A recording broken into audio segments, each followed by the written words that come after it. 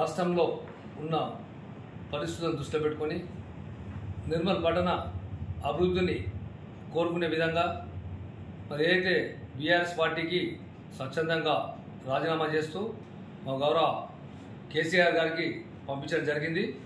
మున్ముందు ఏదైతే పట్టణ అభివృద్ధిని దృష్టిలో పెట్టుకొని మరి ఏ పార్టీలో చేరాలనేది 1-2 రోజులే నిర్ణయం తీసుకొని చెప్పడం జరుగుతుందని తెలియజేస్తున్నాను.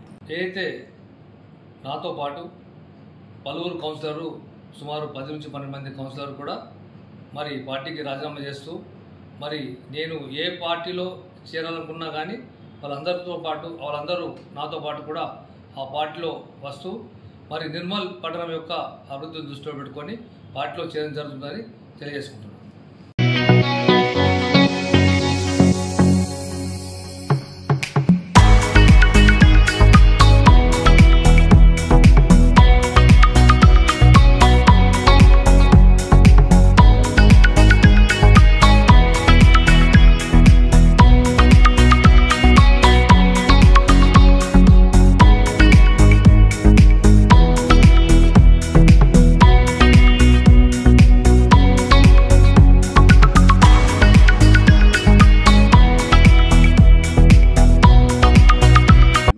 సంబంధించి సర్పంచులు, ఎంపీటీసీలు,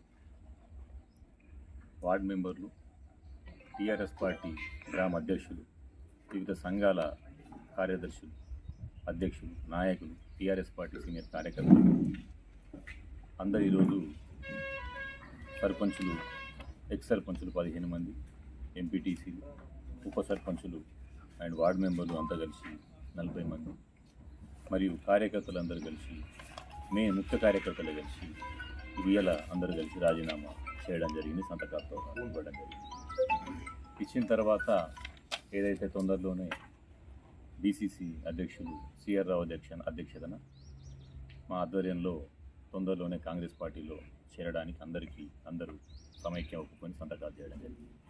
ఎందుకంటే ప్రస్తుత రాజకీయాలు అందరూ చూస్తున్నారు కదా. ఎందుకంటే గవర్నమెంట్ కాంగ్రెస్ పార్టీ వచ్చిన తర్వాత ప్రజలకు సంబంధించిన సంక్షేమ పథకాలకు ఆకర్షితులు. ఎందుకంటే పబ్లిక్ ఉంటేనే, ప్రజలు ఉంటేనే లీడర్లు అవుతారు. మా లీడర్లు అంటే ఎవరైనా ఏ లీడర్ అయినా కాబట్టి ఆ పబ్లిక్ల ఆలోచన మేరకు లీడర్లందరికీ కూడా వాళ్ళందరూ కాంగ్రెస్ పార్టీకి పోతేనే బాగుంటుంది. కాంగ్రెస్ పార్టీ ఎలక్షన్లకు ముందు ఏదైతే స్కీమ్స్ ఇచ్చిందో బస్సు ఒకటి ఫ్రీ అనుకోండి, కరెంట్ అనుకోండి, గ్యాస్ కనెక్షన్ అనుకోండి, డబ్బులు ఆల్రెడీ అకౌంట్లోకి వచ్చినాయి. ఇంకా కొన్ని సంక్షేమ పథకాలు చెప్పినవి కూడా చేయడానికి టైం తీసుకు ఎలక్షన్ కోడ్ రావడం జరిగింది.